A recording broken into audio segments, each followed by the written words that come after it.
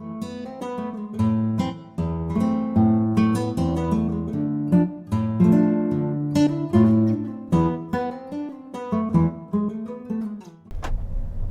again, everybody. It's Dirk, coming to you in a slightly smaller vehicle today. I am in my personal car. No, the truck didn't get wet and shrink. Anyway, just wanted to pop in, give a little bit of a heads up, clue everybody into the drama. No, just kidding. I don't do drama. My life is too mundane and boring for drama. I'm drama avoidant. So anyway, focus, Dirk, focus. I'm running around doing errands and stuff, and I am in the midst of trying to figure out what the heck I want to be when I grow up. Kind of 56 years old, you think you probably need to nail that down at some point. However, I'm just kidding. I know exactly what I want to be and who I am. Just in one of those moods. Anyway, to give you guys an update, I know I left a tiny little cliffhanger at the end of the last video, a little teaser, best laid plans, right? So I was with Schneider. I was very happy. Always am when I'm with Schneider. Great company. And, well, once again, you know, the allure and promise of a little bit more money, actually a lot bit more money, and greener pastures, and you know, the whole 9 yards. Grass is always greener, right? So and the other thing was that, you know, doing the YouTube videos, it might not seem like a big deal, and it's not a big deal really, but you know, it is something I enjoy. It's a nice hobby, and there is kind of this altruistic part of me that, you know, wants to try and be helpful to people. You know, I'm definitely not in doing any of this for fame and glory. Far from it. I don't want fame and I don't want glory. In some ways, it's kind of funny that I would post on YouTube, because as far as my personality type is concerned, the less attention, the better. I do not like being in a spotlight, but I do feel rather strongly, I guess you could say passionately, to some degree, about the industry, about trucking, and about what an opportunity it is for so many different people, you know, from all walks of life, from all nationalities, from all religious backgrounds, political backgrounds, you know, gender identity, sexuality, all of that stuff.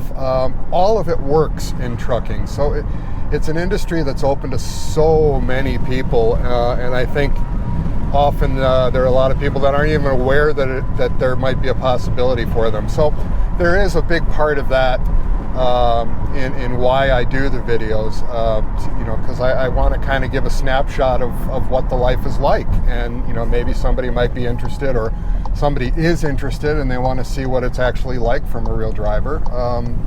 You know, that's kind of what I'm trying to do. So anyway, that said, I once again left Schneider. I will not say the company that I went to, because I'm just that way. Okay, it's already dead. So much for that. I don't want to name them because I just don't think that's the right thing to do.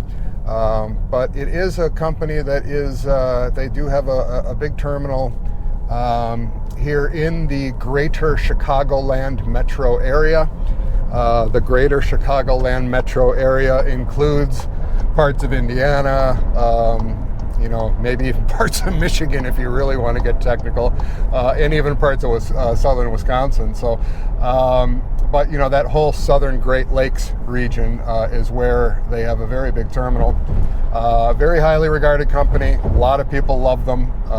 You know, they have some haters too, which, I mean, what trucking company doesn't?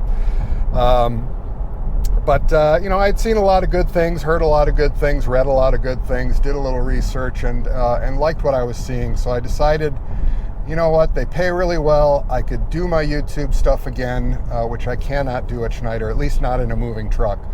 And that's really unfortunate because I love doing road footage, but neither here nor there. At this company, I would have been able to do that. So I decided to make the jump. Once again, I gave Schneider 2 weeks notice. I just think that's the right thing to do for a company that has really, been good to you. I think that's the least you can do for them. So I did give them 2 weeks notice.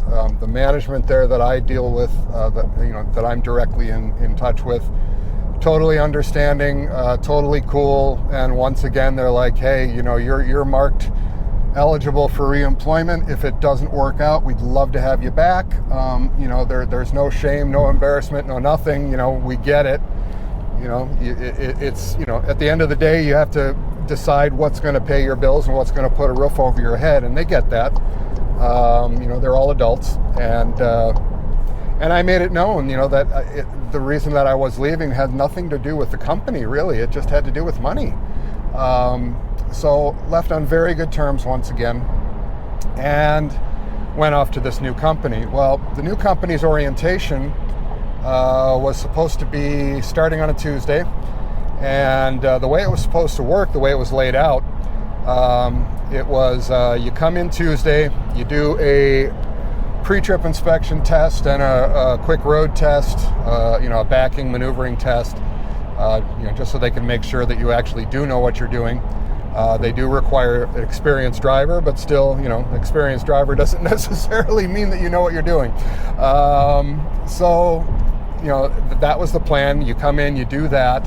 Once you pass all of that stuff, then they were to assign you to your truck, and then the rest of the day pretty much spent, moving everybody allowed to move into their truck and out of the hotel for those that had to be in hotels, and then sleep in the truck, at their terminal, but sleep in the truck that night, and then wake up the next morning and do all of the remaining little bit of paperwork here and there, and go over safety and go over company policies and their tablet and all of that stuff, which is typical of any truck company orientation.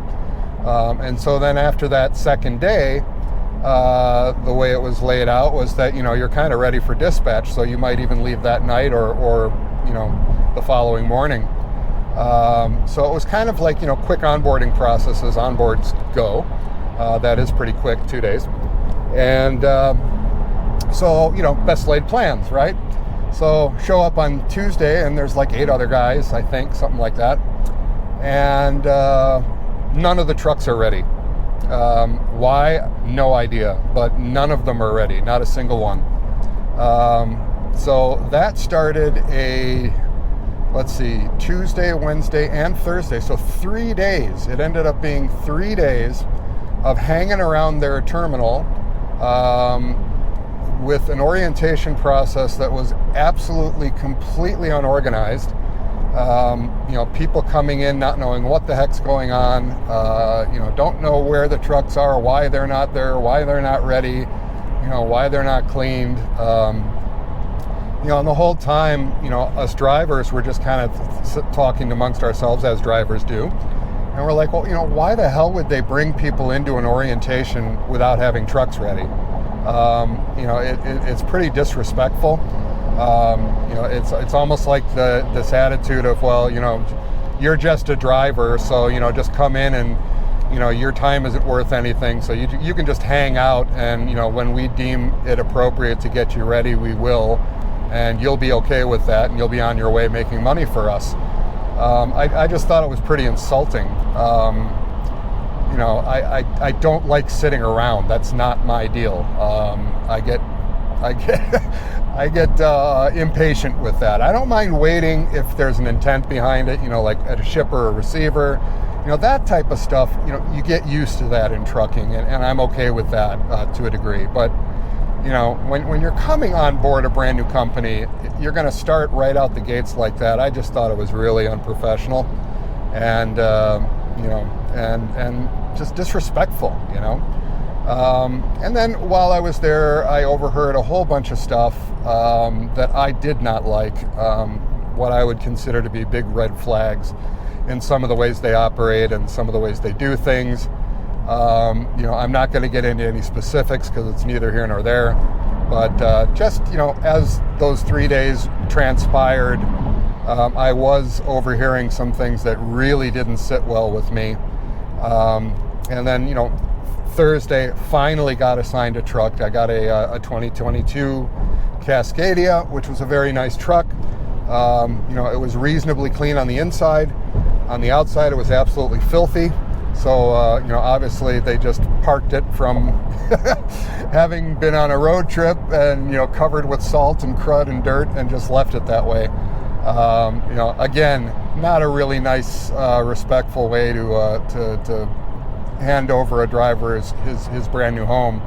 At least that's just me. I think that's just kind of lame, especially because this truck company does have a wash bay on their facility.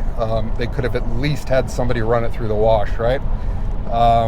But I guess that's too much to ask. Anyway, come Friday morning, I woke up in that truck. I had moved all my stuff in, but I had kept it all in the tubs that I carry all my stuff in, and hadn't started breaking everything down and putting it away. And I'm glad I didn't, because when I woke up on Friday morning, bright and early, I didn't have a load assignment yet, but I literally woke up with an incredibly strong intuition, a very, very strong gut feeling, as it were, of, this is not a good fit. This is not the right place for me to be.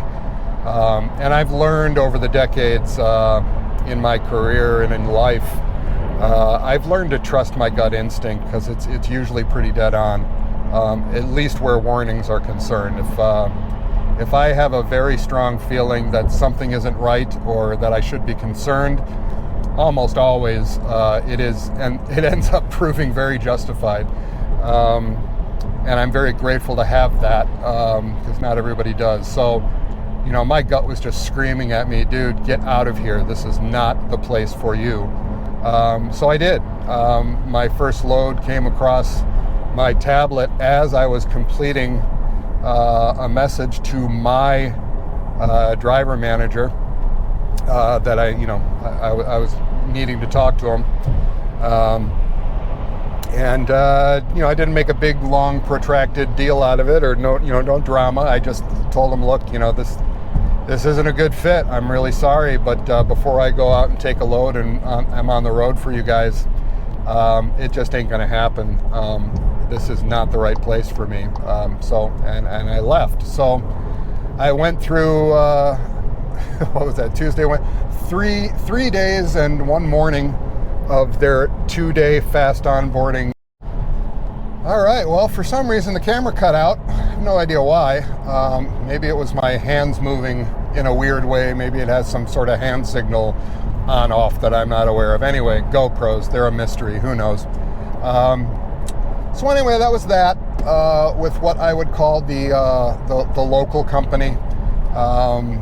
It was a promising place. There's a lot of people that are there that like it. Wasn't for me, right? I heard a few too many things that I didn't like, so that was that. So now I'm basically homeless. No, I'm not kidding. I'm kidding. I'm not homeless by any long stretch of the imagination. Thankfully I'm okay, right? So, but I am trying to decide what my next move is going to be. Now I am very fortunate that my door is definitely open at Schneider. I am talking to them, and so that could be a pretty easy 1, 2, 3, and back doing what I'm doing in a job that I like, I'm familiar with. I know all the people. I like all the people. I like everything about it, except for the paycheck, right? So there's that. Then there's the other opportunity, which is a company that I was talking to at the same time that I was talking to this local company, but this company is located out of state, and I'm sure they have like drop yard or something like that around here, but this greater Chicago metro area is not where one of their terminals for onboarding and orientation are located. So the closest one would be out of state. I'm not going to name the company. I just don't want to. But They're very highly regarded. They've been around for a long, long time. There are a lot of drivers that speak very highly of them, and they pay phenomenally well. Actually, of all the trucking companies that I've researched, they are the highest paying. Now, the only reason I didn't go with them over this local company was the fact that, in the end, the fact that this other company was local with a main terminal, that was a pretty important thing for me, just because of my experience that I had with Hirschbach. Once I was on the road with them, I wasn't close to one of their main terminals, and I had some issues with the truck, and it was always kind of a, yeah, well, next time you're in Dubuque kind of a deal. Well, when am I ever in Dubuque, Iowa? Pretty much never. So I kind of felt on my own and just isolated from the rest of the company. I was just in their truck, but kind of felt like no support on my own kind of a thing, and I didn't like that at all. Especially after coming out of a Schneider environment where, I was very close to a main operating center, and the place that I was pulling out of every day also had a Schneider maintenance facility inside that Walmart distribution center. They had a big shop there. So, that makes your life a hell of a lot easier, for as far as quality of life as a driver. So, because of that, I thought, well, this more locally based company would probably be smarter, even though they don't pay quite as much, but they certainly do pay better than Schneider.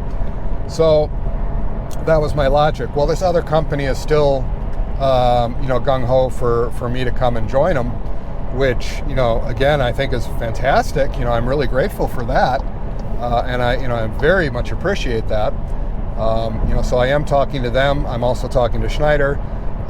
So I'm just kind of torn. It's like, do I really want to put myself through the stress again of going to something unknown, schlepping all of my, because with trucking, drivers understand it, but if you don't drive, it's a little bit harder to understand just how much of a pain in the ass it is to change companies or to change trucks, even in the same company, because those trucks become your home, and you may not, you don't realize how much stuff you have in there that you've accumulated and put there because you need it, until you have to move it. And then moving out of a truck is a pain in the ass. It's not it's not physically easy to do, and then moving back into one and then getting settled. It's a pain. Getting settled back into a truck is a pain in the ass because once you're in the truck, of course, the company wants to assign loads to you and get you running. So that becomes your top priority. Well, in the meantime, you got crap everywhere that you can't put away because you need to run. You need to run loads. So there's a big hassle factor involved in it. So do I really want to do that again and go out of state to a company that looks fantastic on paper and looks fantastic as far as everything that I can research about them, but at the end of the day, for me, they're an unknown. So that's kind of where I'm at right now. It's like, which way do I go? Which direction do I go? The other thing with sticking with Schneider, of all people, my 87-year-old mom pointed it out in a conversation that I had with her, and she said, look, I remember that you were talking about, you were telling me about the Walmart private fleet and their drivers, and that they're very highly paid and they got really, really good benefits, and they seem to stick around for a long time, and that they really like it. So that those Walmart private fleet drivers are considered a very, very good job in the industry. And and so she reminded me of that, and I said, yeah, it's still true, as far as I know, and from what I can see working at their DC, and having talked with a lot of their drivers. And so my mom, of all people, who knows nothing about trucking, she said, well, you said that they require 2.5 years experience. So she said, why don't you just stick with Schneider? You've already been there a little over a year, and the whole time you're pulling Walmart stuff.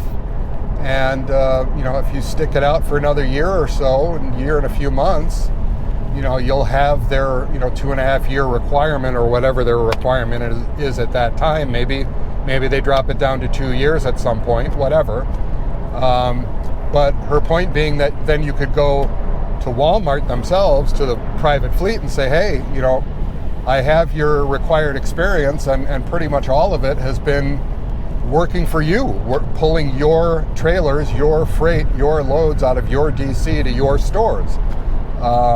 And then, then you're in. And I thought, wow, leave it to moms to come up with, the common sense solution, right? So it's kind of a, bide your time and make a little less money, but look at it more as an investment into getting you into a much better financial position in a job. So that's what I'm looking at. Do I go for I want to raise now?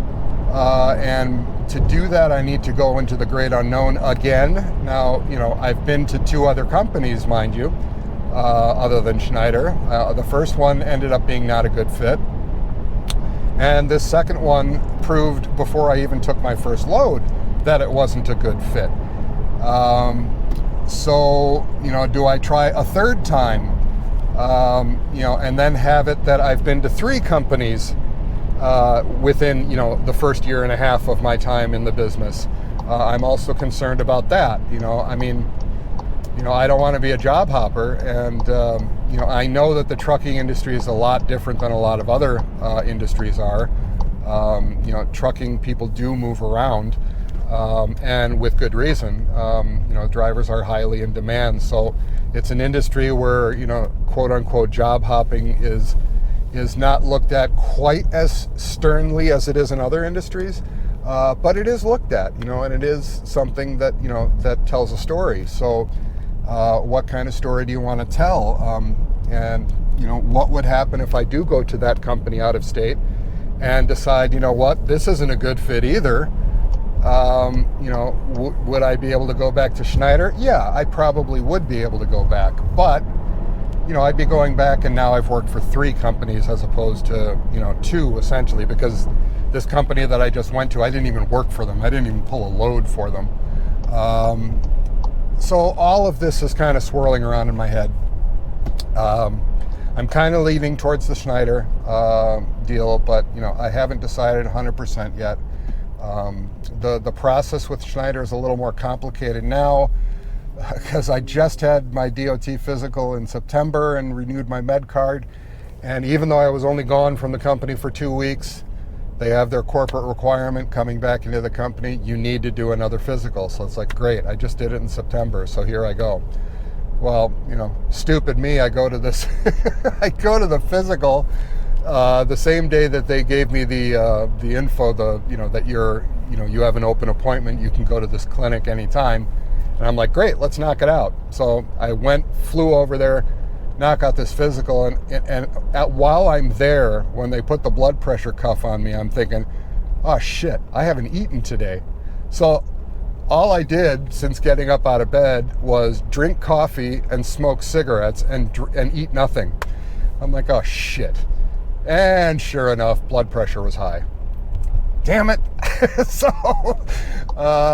yeah, stupid. So, and to make matters worse, I was also congested, so I did a couple of shots of Afrin, an hour before I went there, which, I don't know if you know that or not, but Afrin makes your blood pressure go up pretty much a guarantee that you're raising your blood pressure using that stuff almost immediately. So, so then I had to go, long story, I had to go to my doctor. My doctor had to do this whole certificate of, he's fine, and all of this stuff, and all this documentation back and forth, blah, blah, blah. It turned into a big convoluted pain in the ass, but it was sufficient to go ahead and approve the medical card and the physical, and everything's good, so that's fine. Stupid me, lesson learned. So got that out of the way, and then all of a sudden I hear from a sleep study company. So apparently, because of that blood pressure reading, I'm at risk for apnea, they think. So Oh my God. Jumping through hoops. What a pain. I know I don't have apnea. I had surgery years ago to correct an issue in my sinuses and the soft palate of my mouth because I did have apnea at that point. And I was very young. I was in my 20s. Um, and I had obstructions based on things that needed to be corrected surgically. So they corrected those things surgically, never had a problem again. So I'm a fit guy. I'm not fat. I'm not overweight. I don't have any symptoms at all of apnea, and I know what the symptoms are because I had it decades ago. And but anyway, they need a sleep study now. So great. So now I'll do a sleep study. Anyway, um, you know, I'm a pretty smart guy and I do things pretty well, but I'm also human and I do some stupid shit sometimes. And I will show you everything. I'm pretty transparent about stuff involved in what I'm doing, and I have the ability to laugh at myself. So even smart people can be really dumb sometimes. But anyway, that's it. Just wanted to give you an update. I'm in limbo land, trying to make a decision. I want to do the right thing, and so it's either Schneider or this other company, and we'll see what happens. So hope everybody's doing okay. Hope you're all happy and well, and send some positive thoughts my way. If you have any comments, hell, share them down below. As long as you're civil and decent and nice, I welcome it. If you want to be a troll and an asshole, I'll just delete and block you. So, but if you want to share your thoughts with me, which way you think I should go, hey, I'm all ears, man. Or woman. Let me know what you think. So that's it, and I will talk to you guys later. See ya.